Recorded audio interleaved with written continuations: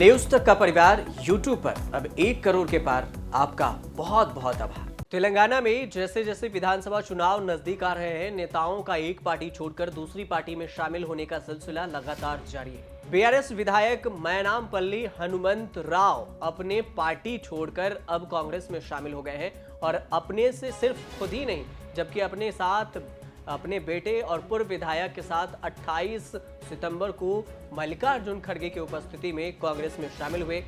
राव और उनके बेटे के अलावा पूर्व बीआरएस विधायक वेमुला वीरेशम भी कांग्रेस में शामिल हुए हैं। कांग्रेस अध्यक्ष मल्लिकार्जुन खड़गे ने यहां अपने निवास पर 10 राजाजी मार्ग पर तेलंगाना कांग्रेस इकाई के प्रमुख ए रेवंत रेड्डी की उपस्थिति में बीआरएस नेताओं को पार्टी में शामिल किया।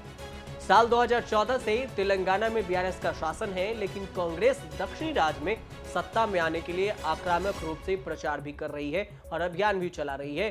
6 वादे भी किए हैं। तेलंगाना में विधानसभा चुनाव में कुछ महीने बाकी हैं और इस साल नवंबर दिसंबर में तेलंगाना में भी विधानसभा चुनाव होने हैं। ऐसे में चुनाव से पहले सत्ताधारी पार्टी के विधायक के आने से कांग्रेस को बड़ा फायदा भी मिल सकता है। कर्नाटक जीत के बाद तेलंगाना में इस बार कांग्रेस का फोकस है। यहां पार्टी ने पूरी ताकत भी झोंक दी है। यही वजह है कि पिछले दिनों पार्टी ने वर्किंग कमेटी की बैठक का आयोजन भी तेलंगाना में ही किया। यहां पार्टी लगातार मौजूदा केसीआर सरकार को घेर रही है। राहुल गांधी भी कह चुके हैं कि हम तेलंगाना जीत सकते हैं, यहां बीजेपी मुकाबले में नहीं है। तेलंगाना में कांग्रेस पार्टी सिर्फ टीआरएस से नहीं लड़ रही है। कांग्रेस पार्टी टीआरएस, बीजेपी और एमआईएम के खिलाफ लड़ रही है। ये अपने आप को अलग अलग पार्टियां कहती हैं, मगर ये सारी की सारी एक साथ मिलकर काम कर रही हैं। टीआरएस को मैंने अपनी आंखों से लोकसभा में देखा है। जब भी बीजेपी को उनकी जरूरत पड़ी, एकदम उनके लोगों ने पूरा समर्थन किया। आज देखिए, हमने आज पब्लिक मीटिंग के लिए दिन चुना, तीनों के तीनों ने अपनी मीटिंग एक साथ की। क्यों? क्योंकि हमारी मीटिंग को वो तीनों के तीनों डिस्टर्ब करना चाहते थे। कांग्रेस खास फॉर्मूले से टिकट भी दे सकती है। इस बार कांग्रेस टिकट बंटवारे में भी खास फॉर्मूला अपना सकती है। 24 सितंबर को तेलंगाना में पिछड़े वर्ग से संबंधित कांग्रेस कार्यकर्ता ने एक बैठक की थी, जिसमें उन्होंने कहा था कि 119 में से कम 34 सीटें पिछड़ा वर्ग की है, बैकवर्ड क्लासेस उम्मीदवारों को मिलनी चाहिए। दावा यह भी किया गया कि जल्द ही कांग्रेस इसी फॉर्मूले पर उम्मीदवार की लिस्ट भी जारी कर सकती है। तेलंगाना में 119 सीटें हैं और 19 सीटें एससी की है, 12 सीटें एसटी वर्ग के लिए रिजर्व है।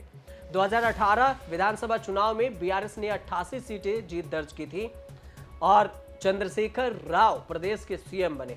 वहीं कांग्रेस ने 19, एआईएम ने 7, टीडीपी ने 2 और बीजेपी ने 1 सीट जीत दर्ज की थी। कांग्रेस के लिए तेलंगाना में न सिर्फ बीजेपी बीआरएस से लड़ाई है, बल्कि एआईएम की पार्टी से भी उनकी टक्कर है। असदुद्दीन ओवैसी भी मुस्लिम वोटर पर दांव खेलना चाहते हैं। तो वहीं कांग्रेस के सीनियर लीडर राशिद अल्वी का कहना है कि ओवैसी खुद तो बड़े भ्रम में है। कांग्रेस पार्टी तेलंगाना में चुनाव जीतने जा रही है। असदुद्दीन ओवैसी ने हाल ही में राहुल गांधी को खुली चुनौती भी दी थी। कहा था कि राहुल गांधी में हिम्मत है तो हैदराबाद आकर वो चुनाव लड़े। हालांकि कांग्रेस ने इसका जवाब भी दिया, करारा जवाब दिया। राशिद अल्वी ने यह कहा कि ओवैसी बहुत बड़े भ्रम में है। अगर राहुल गांधी चुनाव लड़े, हैदराबाद की जमीन पर पहुंच गए तो उनका यानी ओवैसी का जमानत भी जब्त हो जाएगा, जमानत भी बचना मुश्किल हो जाएगा। पिछले सप्ताह जब राहुल गांधी तेलंगाना गए थे तो एक रैली में काफी भीड़ भी देखी गई थी, जिसे देखकर कांग्रेस का मनोबल भी सातवें आसमान पर है। लेकिन दिलचस्प बात यह होगी कि 2023 विधानसभा चुनाव में कौन बाजी मारता है। क्या कांग्रेस की रैली में जो भीड़ आती है वो भीड़ वोटर में भी इकट्ठे हो पाते हैं और उसके बाद कांग्रेस बीआरएस को पीछे कर सरकार बना पाती है कर्नाटक की तरह। ये भी देखना बहुत ही दिलचस्प होगा। अब देखते रहिए न्यूज़ तक।